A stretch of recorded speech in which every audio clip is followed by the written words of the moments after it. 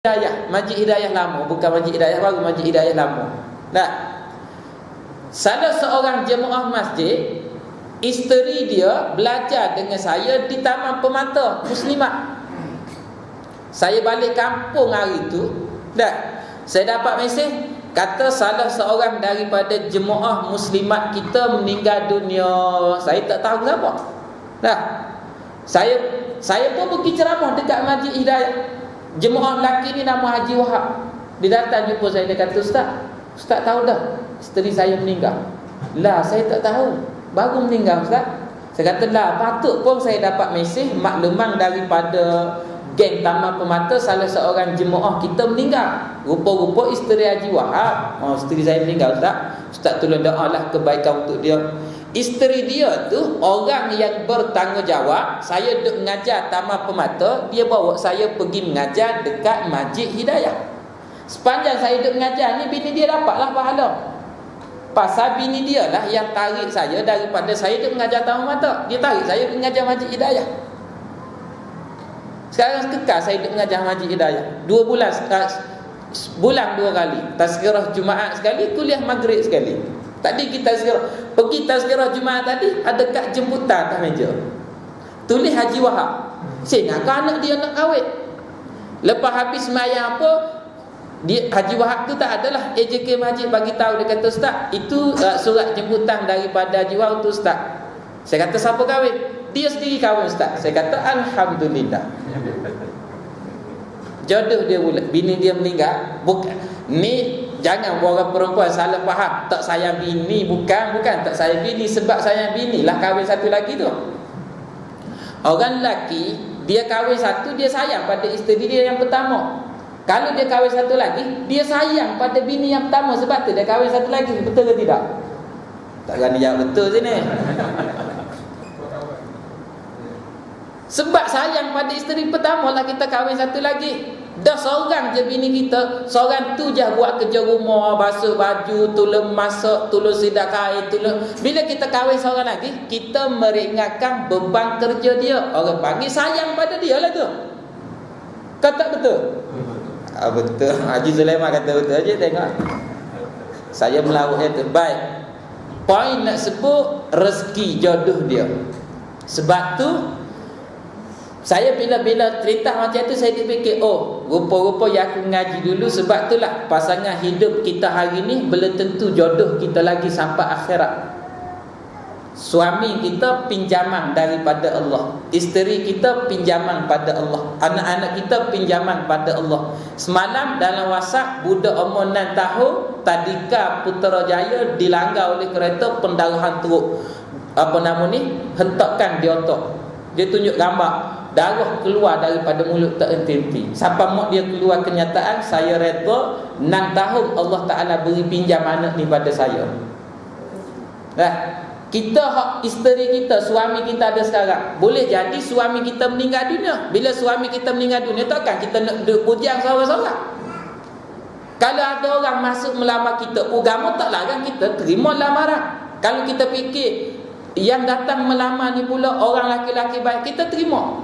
Dan ulama dia berpendapat, isteri ini, seorang perempuan ni, dia kahwin dengan ramai suami, seorang, 2 orang, 3 orang, 4 orang suami kahwin barang-barang. Kalau sama-sama masuk syurga, dia akan bersama dengan suami yang terakhir menjadi suami dia. Ada pendapat kata demikian. Yang saya belajar satu lagi, guru kami sebut, perempuan ni kalau katalah dia masuk syurga, suami dia pun masuk syurga. 4 orang suami dia kahwin, 4 ni masuk syurga. Maka dia berhak memilih keempat-empat suami ni, siapa suami yang layanan dia paling baik pada dia dulu. Contohnya suami yang pertama, layanan paling baik. Dapat yang kedua pun baik juga, tapi yang kedua ni dalam baik-baik dia kedekut juga. Contoh, yang ketiga ni tak kedekut, tapi kadang-kadang mulut cakap tu bisa dah pelekeh, hina apa itu ni. Yang pertama, maka dia pun pilih yang pertama untuk kekal dengan dia dalam syurga. Tapi pendapat lagi kuat kata suami yang terakhir yang dia kahwin ni, Maknanya yang kita hidup sekarang-sekarang ni itu pinjaman daripada Allah. Kita harap, kita doa pada Allah jodoh kita ni kekal sampai dalam syurga. Poin nak sebut bahagia apa tadi? Harus pada akal. Tua suami pada isteri tak apa, tua isteri pada suami tak apa. Tapi kalau tua ayah pada anak, wajib akal. Siapa berani nak ubah pegangan dan keyakinan kita, kita pegang tua ayah pada anak. Tak ada siapa-siapa mari, hei tua anak pada ayah, kita kata hei mustahil tua anak pada ayah. Kita tetap yakin tua ayah pada anak. Yakin macam itulah. Nak yakin sebagaimana kita yakin Allah kekal, tak ada siapa-siapa boleh ubah keyakinan kita. Orang kata hei tahu mana Tuhan kekal, Tuhan pun sampai masa mati juga. Hai, mana macam tu? Tuhan bukan serupa makhluk. Aku yakin Tuhan kekal, tak binasa, tak mati sampai bila-bila. Yakin kita tu teguh. Marilah angin goyang kuat mana pun, akidah kita tak goyang. Itulah akidah. Baik. Kemudian disebut, dan pengakuan tentu tidak di dalam hati, yakni mustahil Allah binasa. Itulah dikatakan mustahil pada akal. Kalau nak kata Tuhan binasa, benda yang mustahil, akal tak boleh terima. Sebagaimana akal tak boleh terima tua anak pada ayah. Dan makna kekal itu barang yang tidak menghubungi tiada.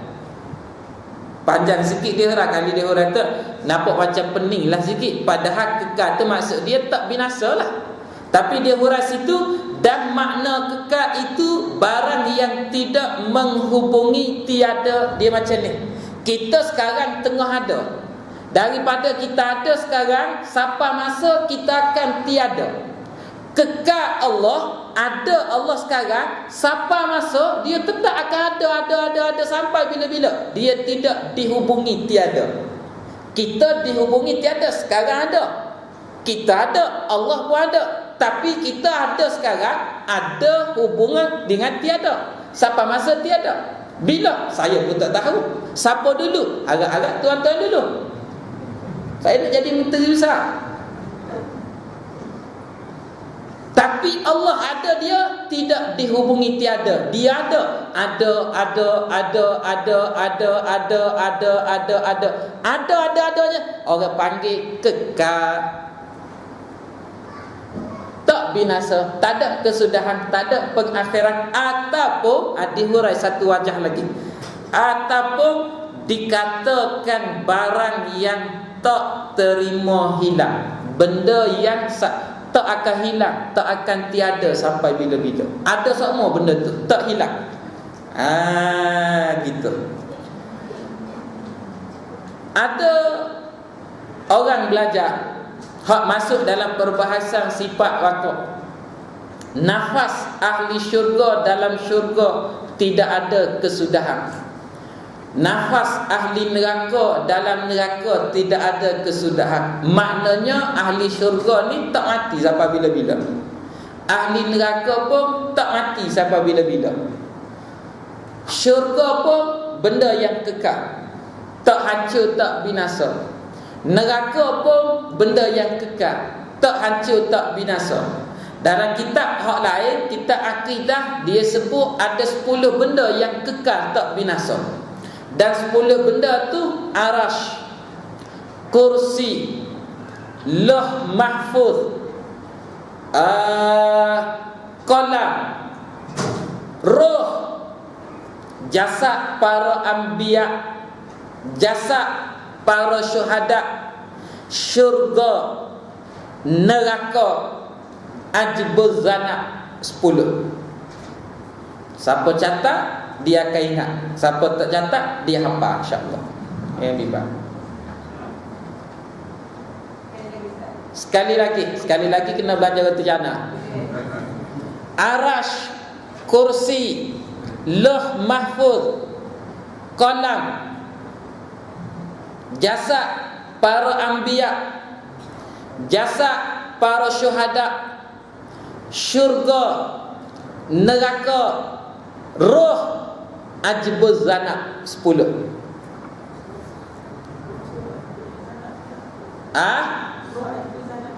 Roh satu. Ajibuz zanab tu satu yang lain pula. Dia bukan roh ajibuz zanab. Dia roh tu satu istilah, ajibuz zanab satu istilah. Arash lah makhluk Tuhan hak paling besar. Macam mana rupa dia wallahu a'lam. Langit, bumi, syurga, neraka duduk bawah arash. Malaikat yang tanggung arash ada 4 malaikat. Orang panggil malaikat hamlatul arsy. Besar malaikat ni sebut dalam hadis jarak cuping telinga bawah dengan bahu 100 tahun perjalanan tak sampai lagi. Besarnya malaikat yang pegang arash. Pasal arash tu benda besar. Nabi sebut dalam hadis yang sahih, 7 golongan manusia akan dinaungi oleh bayangan arash pada hari yang tidak ada sebarang bayangan melainkan bayangan daripada arash Allah. Macam mana arash tu? Wallahu a'lam. Tapi arash makhluk paling besar. Perbahasan ayat Ar-Rahmanu 'alal arsy istawa. Istiwa dengan makna takwil dia Allah memiliki arash. Walaupun arash ni makhluk yang besar, tetapi kuasa Allah menaungi arash. Maknanya Allah lagi hebat, lagi besar daripada arash. Barulah dia keluar daripada kepahaman takut orang kata Tuhan ni tempatnya duduk di atas arah. Tapi ulama salah adalah takwilan dia. Kawan saya sebab duk bahas-bahas dalam grup sama-sama ustaz ni, dia kata dia pernah mengaji dengan syekh daripada Mesir. Syekh pada Mesir tanya, kita sekarang duduk kat mana? Duduk dalam masjid. Masjid ni di mana? Dekat Kahirah. Kahirah ni di mana? Kita sekarang duduk kat mana? Dalam masjid. Masjid ni di mana? Di Universiti Al-Azhar. Syekhul Azhar tanya soalan ni dalam ketika mengajar akidah ahli sunnah wal jamaah. Kita sekarang duduk kat mana? Dalam masjid Syekh. Masjid ni duduk kat mana? Dalam Universiti Al-Azhar. Universiti Al-Azhar ni duduk kat mana? Duduk di Kahirah. Kahirah ni duduk kat mana? Duduk di Mesir. Mesir ni duduk kat mana? Mesir ni duduk atas dunia ni lah. Dunia ni duduk kat mana? Dunia ni duduk di alam cakrawala ni lah. Alam cakrawala ni duduk kat mana? Tak boleh jawab dah. Alam cakrawala ni duduk kat mana? Terhenti dah nak jawab. Dia kata alam ni adalah makhluk Tuhan. Bila tanya tentang alam pun kamu tak tahu nak jawab alam duduk kat mana. Nak tanya tentang Allah duduk kat mana? Boleh faham ke tidak? Tak faham, saya pun tak faham. Nampak? Orang tanya pada Imam Malik, Aina Allah? Dia kata soalan tu bid'ah ditanya. Pasal Tuhan yang menciptakan tempat, dia keluar daripada lingkungan tempat. Habis tu ayat Quran kata salaf, dia pegang cara salaf. Mari khalah dia takwil. Hak saya nak sebut tadi, arash makhluk paling besar. Arash, kursi ni wasi'a kursiyyuhus samawati wal ard. Ada orang tafsir kursi ni dengan makna ilmu Allah. Kursi wallahu alam makhluk Allah Taala juga. Arash, kursi, lauh mahfuz, qalam, roh, jasad para nabi-nabi, para rasul, jasad orang mati syahid, syurga, neraka, ajibuz zanab. Ajibuz zanab ni tulang sulbi, tulang kecil di hujung punggung manusia, yang bila mana manusia mati, kalau jasad dia hancur, tulang belulang dia hancur, tulang kecil ni tak hancur. Gapo nama tulang kecil ni? Istilah Arabnya dia panggil ajibuz zanab, tulang sulbi hak di hujung punggung manusia tu. Jasad hancur lebur, tulang belulang hancur lebur, tulang rusuk, tulang tengkorak, tulang tangan, tulang kaki. Tapi tulang kecil ni tak hancur, dia kekal. Daripada tulang kecil ni lah, bila mana Allah Ta'ala seru supaya bangkit hidup manusia, dia bangkit hidup balik.